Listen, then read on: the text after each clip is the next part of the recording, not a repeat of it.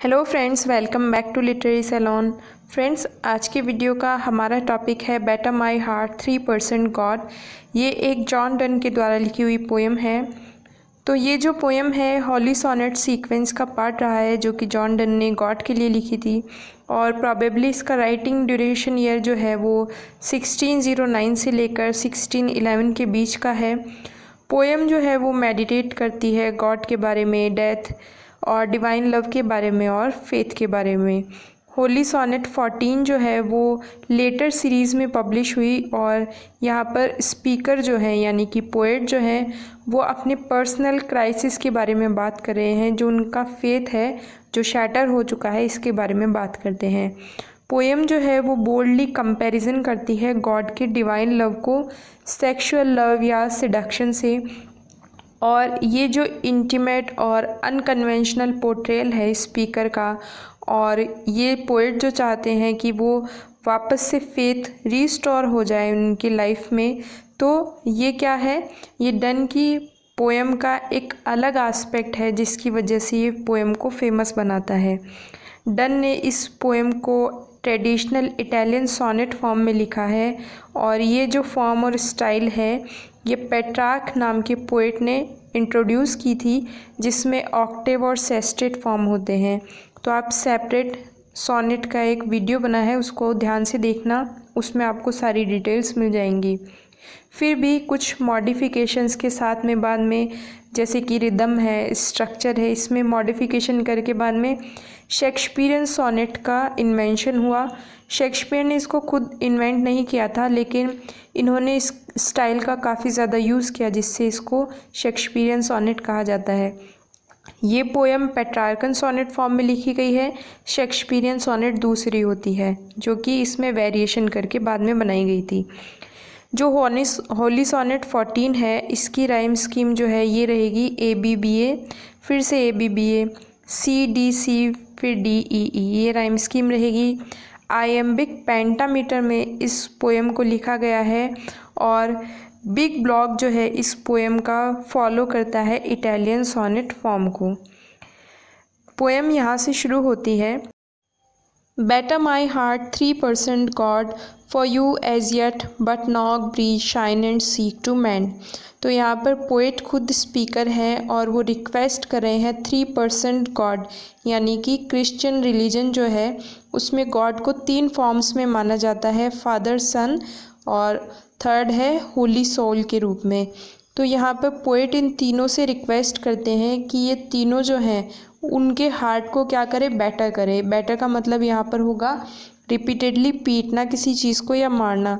तो वो चाहते हैं पोएट कि यहाँ पर ये जो गॉड हैं ये उसके हार्ट को रिपीटेडली पीटे या मारे, क्योंकि अभी तक गॉड ने क्या किया है, उसको सही करने के लिए सॉफ्ट मेथड्स का यूज़ किया है, जैसे कि नॉक करना, ब्रीथ करना, शाइन करना, या फिर उसको मेंड करने की कोशिश करना, ठीक करने की कोशिश करना।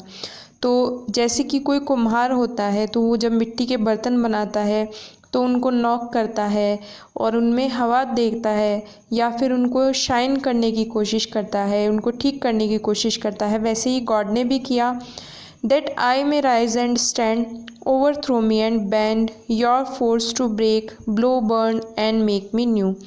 ताकि मैं क्या कर सकूँ, आई में राइज, ताकि मैं स्पिरिचुअली मेरी अवेयरनेस हो सके, मैं राइज कर सकूँ, मैं उठ सकूँ।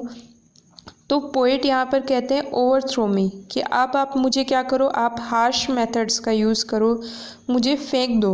ओवर थ्रो का मतलब होता है किसी चीज़ को फोर्स के साथ में फेंक देना। एंड बैंड या फिर मोड़ दो, और योर फोर्स टू ब्रेक, और आप अपने फोर्स का यूज़ करो और मुझे ब्रेक कर दो। ब्लो यानी कि बहुत तेज़ से हवा मारो, या फिर बर्न या जला दो, और मेक मी न्यू, या फिर मुझे नए तरीके से बना दो।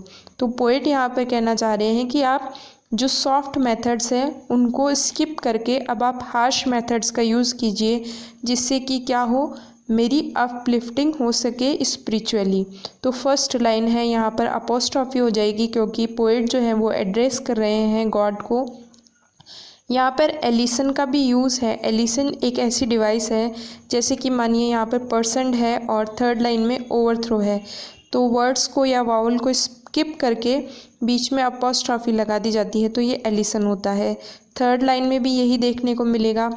पैराडॉक्स यहाँ पर ये राइज और स्टैंड को ओवरथ्रो से पैराडॉक्स यानी कि अपोजिशन देखने को मिलेगा। अलिट्रेशन यहाँ पे ब्रेक, ब्लो, बर्न में देखने को मिल जाएगा।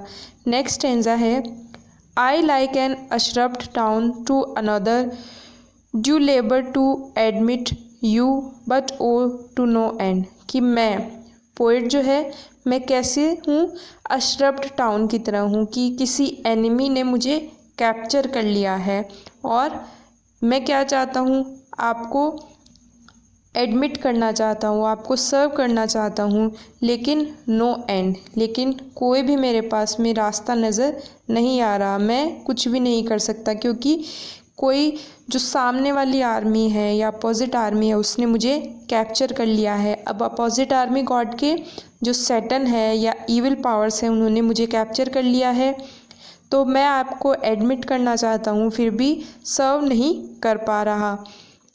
Reason your viceroy in me should defend but is captivated and proves weak and untrue, कि रीज़न ये है इसका कि मैं आपको जो सर्व नहीं कर पा रहा हूँ इसका कि आपका वायसराय यानी कि आपका प्रतिनिधि जो है मेरे अंदर, तो वो कौन है, वो ये है कि रीजनिंग या लॉजिकल थिंकिंग जो है वो क्या करना चाहिए था, उसको मुझे डिफेंड करना चाहिए था, लेकिन वो रीजनिंग जो है, वो लॉजिकल थिंकिंग जो है उसको भी कैप्टिव कर लिया गया है, उसको भी एनिमी फोर्सेस ने क्या कर लिया गया है, उसने रोक लिया है उसको। और ये पावर्स जो हैं, लॉजिकल थिंकिंग जो है, या फिर मैं सही गलत समझ सकूं, तो ये सारी चीज़ें क्या हो चुकी है, वीक या अनट्रू प्रूव हो चुकी है यहाँ पर।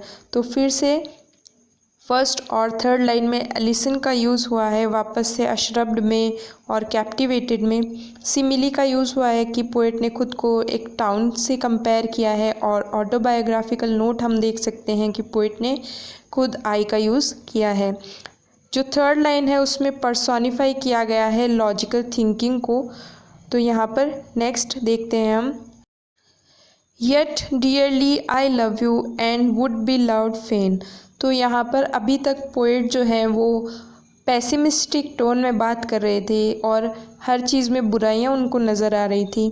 अब सैस्टेड पार्ट में वो ऑप्टिमिस्टिक हो जाएंगे और कुछ अच्छाइयाँ ढूंढेंगे या फिर कुछ अच्छा एक्सपेक्ट करेंगे अपनी लाइफ से। तो पोएट कहते हैं कि मैं जो है वो आपसे बहुत लव करता हूँ और ये मेरा प्लेजर होगा कि मैं आपके द्वारा लव किया जाऊँ, यानी आप भी मुझे लव करो, लेकिन बट आई एम बी थ्रॉन्ड, लेकिन मेरी शादी जो है वो आपके एनिमी से हो चुकी है, कि मैं उस ब्राइड की तरह हूँ, उस गर्ल की तरह हूँ जिसकी शादी जो है वो अपोजिट पार्टी के साथ में हो चुकी है। डिवोर्स मी अनटाई और ब्रेक दैट नॉट अगेन, तो आप मुझे उससे छुटकारा दिलाइए और जो नॉट है यानी कि जो शादी की जो गांठ है उस नॉट को अनटाई कर दीजिए या फिर कट कर दीजिए, जिससे क्या हो, मुझे इन इविलिटी से छुटकारा मिल सके। तो यहाँ पर फर्स्ट लाइन में और थर्ड लाइन में एलिसन का दोबारा यूज़ किया है पोएट ने, और ऑटोबायोग्राफिकल का भी नोट यूज़ किया है।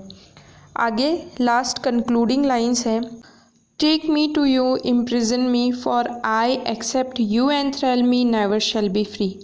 तो लास्ट कंक्लूडिंग लाइंस में पोएट कहते हैं कि गॉड उसको अपने साथ में ले जाएं और इम्प्रिजन यानी कि बंधक बना ले, क्योंकि जब तक गॉड जो है उसको कैप्टिवेट नहीं करेंगे, एंथ्रेल यानी कैप्टिवेट करना, तब तक वो फ्री नहीं होगा।